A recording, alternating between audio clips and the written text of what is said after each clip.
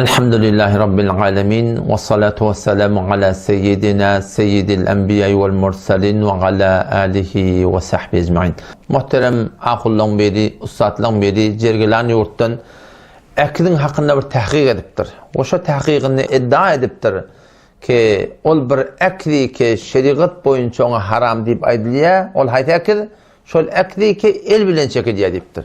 Ama bu bir kamera ya durbin bilen çekilyen akidler keşol takdirlan qiyni, aqullan qiyni, şeyhlan qiyni, pirlan qiyni çektirtiş turda qıtırıp koyarlar.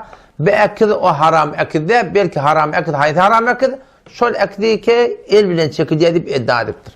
Aqullan tahqiq yazıptır ve öde islayaptır ki Cenab-ı Hafız yoluma bana men adım tutmancak bana cevap verdi. Aqul Müslüman doğumuz öz ibren tahqiqinna yeni bir dadı orta oklaptır. O da ne yapıptır?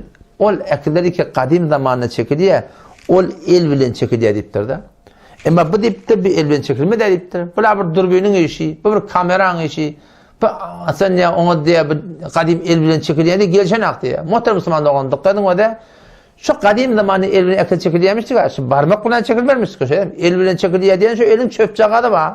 Çöpünün oşağında reis çakadı var yani ki hayta bir kuşun marahım kanatınındır buradadır ya bu cedid barahım tertipte doğrulayarlar. Şu bilen akıl çekiliyor da şey değil mi? El bilen çekiliyor ak. Şu el bilen çekilmiyor şu. Belki şöyle alet var, şöyle ağaç var, şöyle çöpü var, şu bilen çekiliyor. Hop çöpü kim becerttir? Adam becerttir da şey değil mi? Adam ne bilen becerttir? El bilen becerttir. Arkadaşına ne bilen çekiyor? El bilen çekiyor değil mi? Hop kameranı kim becerttir? Adam becerttir. Ne bilen becerttir? El bilen becerttir. Kamera drone yerine akıl çekiyor mu? Yok çekenak. O çöpte çekenak değil mi? O çöpte çekenak. Neden çekiyor? Şu adam elin kıyımladıp hareket eden çekiyor da. Durbini şey tak da oraya, o adam akıl çekiyor. İkinin ana park oldu Müslüman'da on. O da el bilen çekmeklik bollu, bu da el bilen çekmeklik bollu. Fakat park ne mi bollu? Park sunutuna bollu ki o da manın söylemiştik, bu da manın söylemiş Müslüman'da on, suretinde bollu. O da şu tarzda malahim bunu, suretinde düşünmeklik gerekli bolur. Bu yoktan malahim bir kadim zamanı el bilen çekiliyor, bu bana men demeye demeklik Müslüman'da on, bunu akıl imkan kabul edip batanak Müslüman'da oğlum. Muhterem ahundağımız öz ibren tahqiqında yeni bir bahsi ortaya aklaptır. Şu düzgün bilen ki eğer biz diye musavvara am tutsak diye her bir akıl çekmekliğe doğru deyip açacak odak onu hemmecemi günahkar bolyatiptir. Ne yaparım? Avula sen akıl çeken günahkar bolyat diye. İkinciden de bir akıl çektirmene var ya, şınasname oluyor, güzername oluyor, pasaport oluyor. Ona göre diye her bir akıl çekmekliğe doğru deyip açacak odak onu hemmecemi günahkar bolyat diye. Dikkat edin Müslümanlar oğlum da bir düzgün var, bir kaide var. Ganimet ehli ilmisini biliyor. Az-darurat tubihul mahzurat.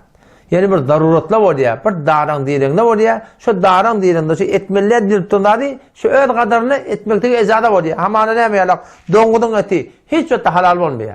Ama bir darang diyeğine tutuyor, bir ağaçlığa tutuyor, şeyli bir yağda tutuyor, şunun imekteki ne var ya, ezada var ya. Şu gurun ettiğin ekdimiz var, şu da son cümlehinde Müslüman doğum. Az-darurat bir darurat var ya.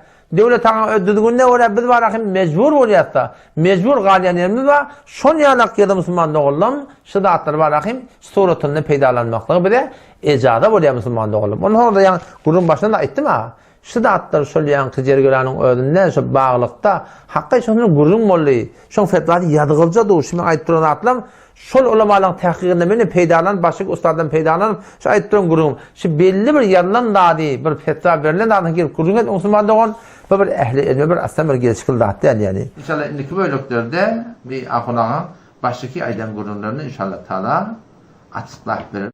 Allah Teala hayrettin, hindi lekçe bolya. Esselamu Aleyküm ve Rahmetullahi ve Berekatuhu.